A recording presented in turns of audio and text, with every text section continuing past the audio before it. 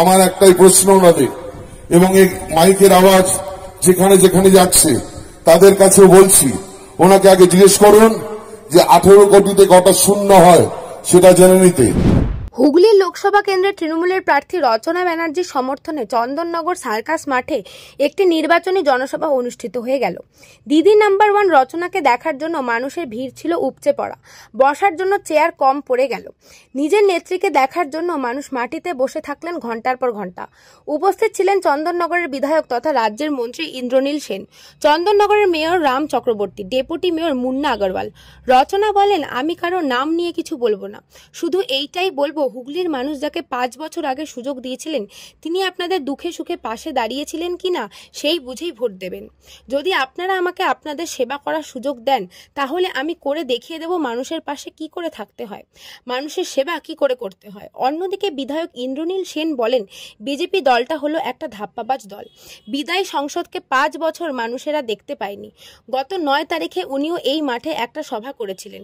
উনি আমার নাম নিতে ভয় পান। আমার নাম না করে বলেছিলেন আমি নাকি দুর্নীতি করে 18 কোটি টাকা কোথাও ফ্ল্যাট বানিয়েছি।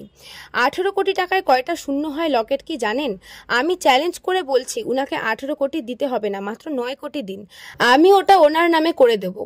ওইটা বিক্রি করে উনি 18 কোটি টাকা নিজের কাছে রেখে নেবেন, আর আমি ওই 9 কোটি টাকা চন্দননগরের বিধানসভা উন্নয়নের জন্য কাজে লাগিয়ে দেব।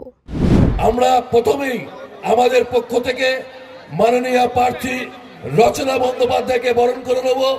বরণ করে দেবেন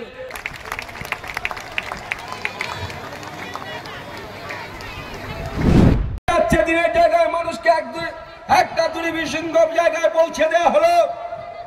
আজকে দিনের কথা বলে জিএসটির মাধ্যমে ব্যবসা সংক্রান্ত মানুষকে ধ্বংস করে দেওয়া হলো।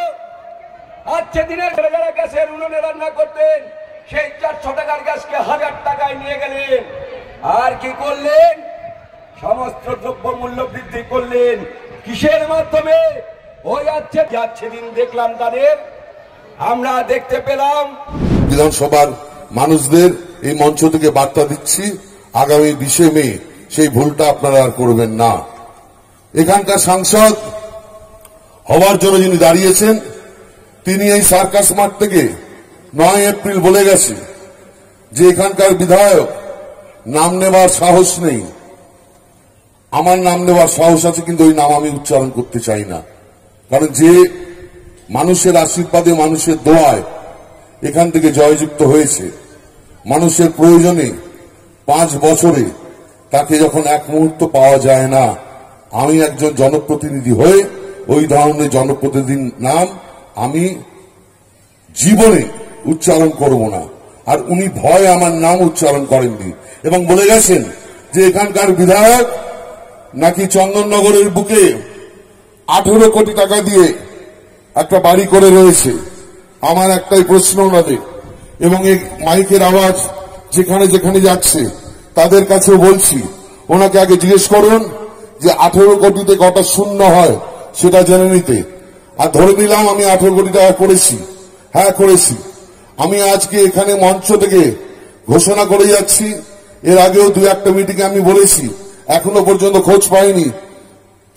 এই 18 কোটি টাকার আমার সম্পত্তি ওনার কথা মতো আমি এখানকার বিজেপি প্রার্থীকে এই মঞ্চে এখনই যদি কথা দেন আমি 9 কোটি টাকায় বিক্রি করে দেব, এবং ওই 9 কোটি টাকা আমি এই চন্দননগর বিধানসভার উন্নয়নের জন্য খরচা করে যাব। তার এমপি ল্যাডের 1 পয়সাও চন্দননগর ভদ্রেশ্বরের মানুষ পায়নি। 18টা লোকে বলে না 10 টাকা 10 টাকা 10 টাকা, 100 টাকা 100 টাকা 100 টাকা, আমি 18 কোটির মাল বিজেপির সাংসদকে 9 কোটি টাকায় দিয়ে যাবো। একটা বটবৃক্ষ, আমি তো আমার ছোট্ট একটা ফল। সেই বটবৃক্ষ যতদিন আমাদের উপরে এইরকম ভাবে থাকবেন ততদিন আমরা সবাই ভালো থাকবো, আমাদের পশ্চিমবাংলার মানুষ ভালো থাকবে। তাই বটবৃক্ষকে ভালো রাখার দায়িত্ব হচ্ছে আমাদের সবার। সেই দায়িত্বটা আমাদের বর্তায় যে আমরা তাকে ভালো রাখবো, তবেই আমরা সবাই ভালো থাকবো, বিশ্বাস করুন। আজকে 2019-এ যখন 2021-এ যখন বিধানসভা ভোট হলো তখন দিদি একটাই কথা বলেছিলেন, যদি তৃণমূল কংগ্রেস জয়ী হয় তখন আমি 2টো প্রকল্প নিয়ে আসবো। প্রথম প্রকল্প হচ্ছে লক্ষ্মীর ভান্ডার, আর দ্বিতীয় প্রকল্প হচ্ছে খাদ্য সাথী প্রকল্প, যেখানে বিনা পয়সায় গরিব মানুষ রেশন পাবে।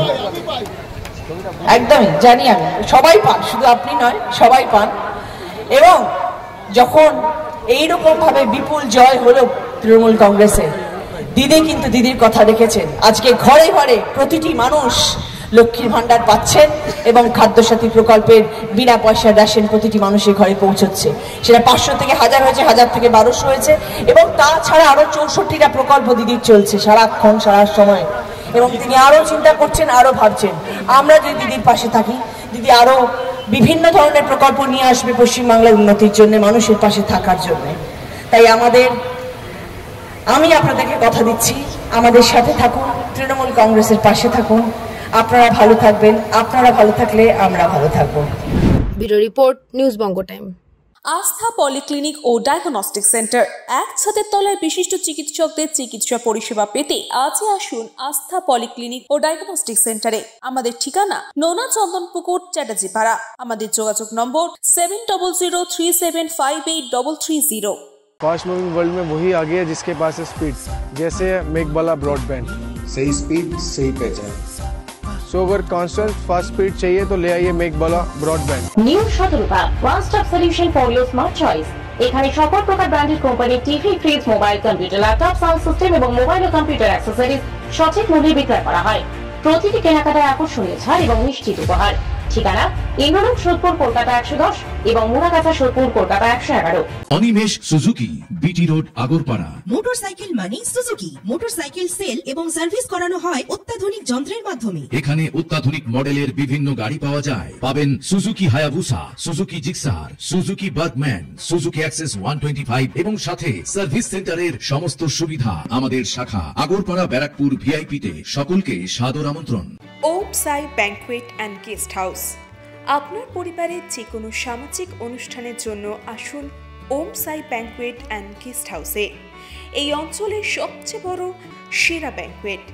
সিজন টাইমের ভিড় এড়াতে এখনই বুকিং করুন। আমাদের ঠিকানা ডাক্তার গোপাল চ্যাটার্জি রোড, সোদপুর, গির্জা।